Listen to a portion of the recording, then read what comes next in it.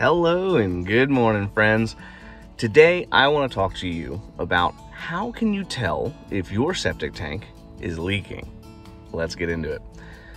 So, septic tanks, right? What are they? We've already covered this in a few previous videos, but basically the simplest answer is they're just a large box that catches all the solids from every time you flush a toilet, run a sink, bathtub, you name it. Giant box, everything goes into. The goal of the septic tank is, of course, to capture the solids so that way the liquids can move on and into the drain fields, right? So why does it matter if it's watertight?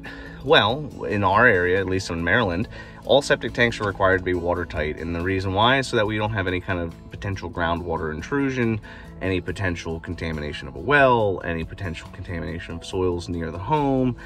There's a variety of reasons why you want a watertight tank, right? But most tanks nowadays are tested at the manufacturer plant to verify that yes, indeed, these are watertight. Sometimes you have an old house, right? Old systems. What do? So there's a couple different ways to tell if your tank is leaking. The most obvious, simple way is you open the lid. If the water level is where it belongs by looking inside, does it belong where it is? Yep. That means the tank's not leaking, right? So if you pop open the lid, it's been 5 years since you pumped it, and the water level is about 50%, or there's no water at all inside the tank, and it's been quite a while since anybody's pumped it, you got a leak somewhere, right?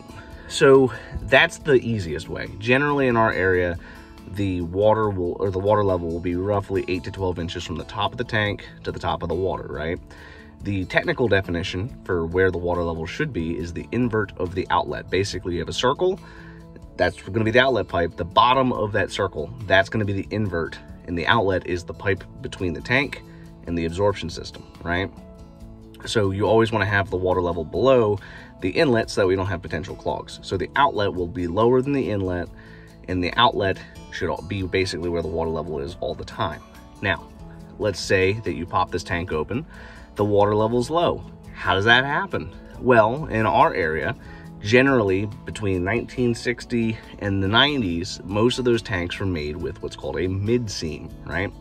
A mid-seam tank would be half the tank, and they would put them together and they would use some kind of sealant to join the two. The concrete itself would usually be fine. Generally, it's not the problem.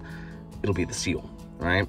And so when that seal goes bad, it could be the size of a dime, it could be a quarter, $50, you name it, and what'll happen is that water will escape out of the tank into the surrounding soil, potentially causing cavitation or any other kind of shenanigans, right? So that's the most common point for a leak. Can you fix it? Yes. Nobody's gonna warranty that kind of repair because the patch may or may not last, right? And the amount of effort that goes into patching the tank properly, you may as well just consider replacing the tank, right? So some people in our area will usually charge between $2,500 and $4,000 to patch the tank. Replacing the tank's usually 6 to 8, all right? So if you're gonna spend $4,000 for something that may work, spend an extra $2,000, now you got a brand new tank and now you don't have to worry about that, right? So that's something I would consider if I was you, is just consider go straight to new tank. So mid-seam tank, most common issue. The second most common issue is going to be an issue with the seal around the inlet or outlet pipe, right? So with a precast tank, the hole is going to be slightly bigger than the 4-inch pipe that goes into it. And so what'll happen is when the contractor installs the pipe, they'll slide the pipe into the tank, and then they're going to take some kind of hydraulic cement, some kind of rubber gasket. There's a variety of ways to seal it, but there's going to be a seal that kind of fills in that hole between the tank and the pipe. Now, sometimes what'll happen, like let's just say you went with hydraulic cement, what can happen is that cement will flake off, and then now that wastewater will trickle out between the tank and the pipe, and then that's what can cause the leak, all right? So that's an easy fix. It's a lot harder to tell if that's the problem, but that's why whenever you're having an inspection or if you're looking at the tank, you want to have access on the front and the back of the tank so you can see where those pipes are. The most common way to tell if you have an inlet outlet seal leak is when you have the tank open, you'll see that the water level is about an inch or so lower than what you would normally expect it. So as you're running water, you'll see that it rises up and it stays at that level. And if you check it the next day, you'll see that it fell down. It'll be usually about 1 inch up or down depending on the placement of that outlet line, right? So if that seal's gone, How you fix that is you dig out that side of the tank, right? You clean off the inlet side, or you clean out the inside and the outside. And generally what most people in our area will do is they'll pump the tank, they'll wash the pipe or wash the walls on the inside and the outside, pack it full of hydraulic cement, and that'll usually solve for the problem, right? Generally, as far as groundwater intrusion, you'll see this on like your clean outs, your risers, stuff like that. How you can tell if you have a groundwater issue is if you're not running water from the home, you'll see that the water is actually still flowing through the outlet line, right? So this is very common in more of our wet parts of Maryland, so like the Eastern Shore, or if you have a house that's in the bottom of a valley, right? So what you'll see is when you open up the lid on the back of the tank, you'll see the outlet line, and you'll just see a constant flow of water. Now, if you don't see any water coming from the inlet side, that water's coming from somewhere, right? So where would that water be coming from? The logical conclusion would be that that water would be coming from groundwater getting into the tank, right? And so those kind of tanks are a lot more challenging to determine if it's leaking or not, right?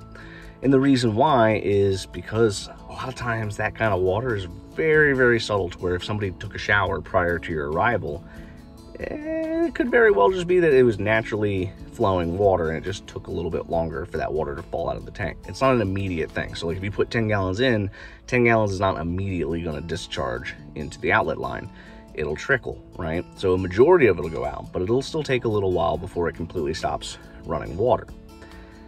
Generally, if you're going to be looking for that, it's very, very important to, as you look at the outlet line for flowing water, you need to be looking at the inlet line.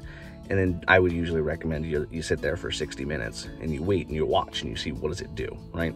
If over the course of an hour you don't see any water coming from the inlet side and you still can see a consistent flow from the outlet side, there is a good probability that that tank has a leak. Now, how do you check even further? So if we think that there's a leak going from groundwater into the tank, the best way to do this would be to pump the tank and just watch, see what it does, right? So if you pump the tank and you can hear water getting in, now you know you got a leak, and then you can try and figure out where that leak is. Fixing a leaking tank is very tedious and tiresome, right? Again, the issue is that you could have a nickel-sized hole that could leak 2 gallons a minute over the course of an entire day, and it could be very hard to see that nickel-sized hole in a very large concrete tank. So, I hope this was useful information. Let me know below. Have you guys ever had to deal with a leaking tank? How did you determine that it was leaking, right? Leave that comment. Tell your story. Share it with somebody. Maybe somebody in the comments is going through exactly what you went through, and maybe your story can help them get a little bit more insight in what to do. If you like this kind of content, hit that like button, hit that subscribe button. I have more videos posted every day on the World Well and Septic. Till next time, guys.